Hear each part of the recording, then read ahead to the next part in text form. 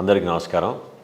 Janasena party అధ్యక్షులు పవన్ కళ్యాణ్ గారి ఆదేశాల మేరకు జనసేన పార్టీ రాష్ట్ర వ్యాప్తంగా జగనన్న కాలనీల గురించి గత 3.5 సంవత్సరాల నుంచి ప్రభుత్వం పేదల్ని పెట్టిన ఇబ్బంది, స్థానికంగా అక్కడ వైఎస్ఆర్సీపీ నాయకులు కానీ శాసనసభ్యులు కానీ ఏ మాత్రం కూడా పేదోడికి ఒక చక్కటి ఇల్లు, ఒక గృహ నిర్మాణం జరగాలనే కార్యక్రమం ఎంత విఫలమయ్యారో మనం ఈ సందర్భంగా ప్రజల్లోకి వెళ్ళాల్సిన అవసరం ఉందని మన పార్టీ అధ్యక్షులు పవన్ కళ్యాణ్ గారు నిర్ణయించారు. జగనన్న ఇల్లు పేదలందరికీ కన్నీళ్ళు అనే కార్యక్రమం రాష్ట్ర వ్యాప్తంగా ఈ నెల 12, 13, 14 తారీఖుల్లో మనం చేపట్టబోతున్నాం.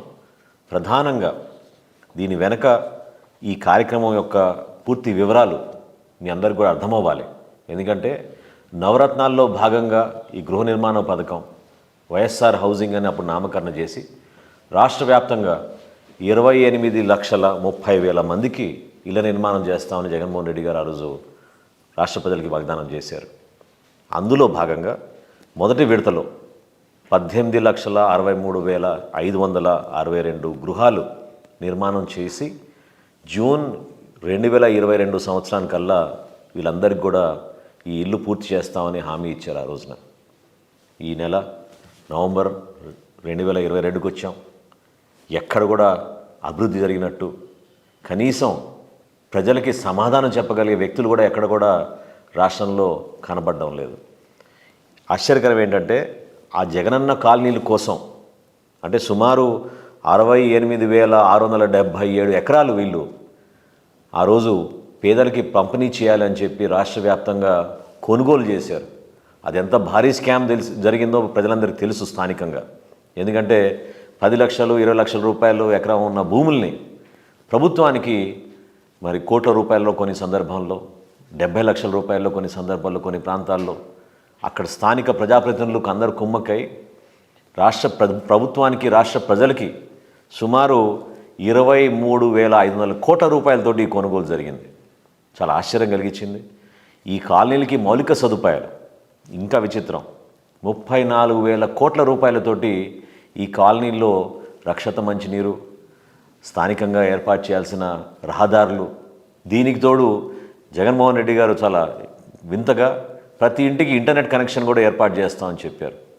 మౌలిక సదుపాయాలు లేవు, త్రాగునీరు లేదు, ఇల్లు కట్టుకోవడానికి అవకాశం లేదు.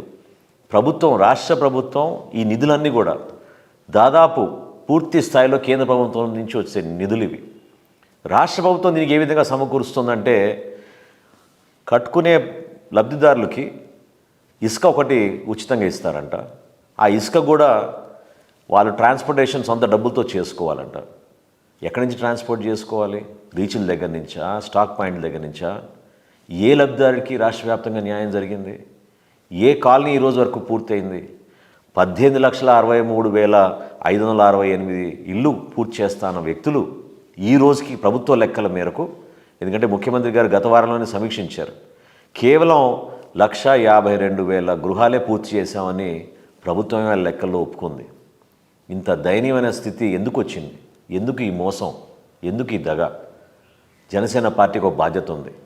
ప్రతిపక్ష పార్టీగా ప్రజల కోసం మనం అండగా నిలబడాల్సిన అవసరం ఉంది. కాబట్టి మనం 12, 13 తారీఖుల్లో ప్రతి కాలనీకి సందర్శించి అక్కడ వీడియో కానివ్వండి, ఫోటో కానివ్వండి, దయచేసి ఏ విధంగా మనం గతంలో గుడ్ మార్నింగ్ సీఎం సార్ అనే కార్యక్రమం డిజిటల్ రూపంలో ప్రపంచానికి మొత్తం తెలిసే విధంగా ఒక కార్యక్రమం చేసాము, అదేవిధంగా ఈ కార్యక్రమాన్ని కూడా 12, 13 తారీఖుల్లో అన్ని ప్రాంతాల్లో కాలనీస్ సందర్శించి దయచేసి మీరందరూ కూడా పాల్గొని ఆ ఫొటోస్, వీడియోస్ అప్లోడ్ చేయండి.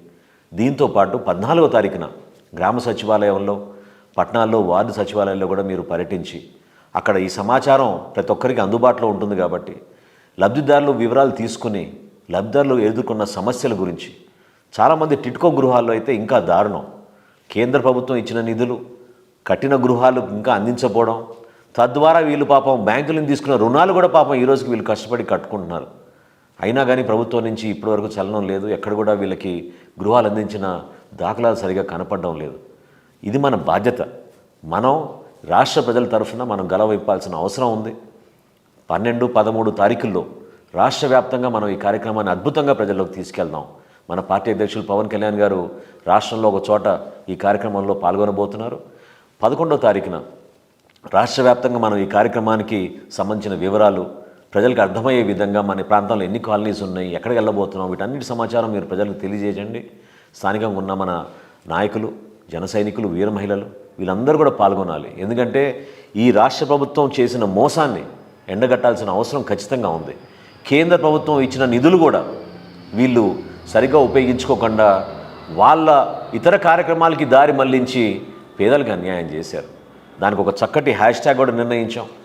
నేను ఇందాక అన్నట్టు రాష్ట్రంలో ఎవరు ఊహించని విధంగా మనం రోడ్ల గురించి, ప్రజలు ఎదుర్కొన్న సమస్యల గురించి మనం ఏ విధంగా చక్కగా ప్రజల్లో తీసుకెళ్ళామో ఈ కార్యక్రమాన్ని కూడా మనం జగనన్న మోసం అనే ఒక హ్యాష్ ట్యాగ్ ద్వారా 12వ తారీఖున 13వ తారీఖున అద్భుతంగా ప్రపంచాలకి తెలిసే విధంగా ఇంత పెద్ద స్కామ్ జరిగింది మన ఆంధ్రప్రదేశ్లో.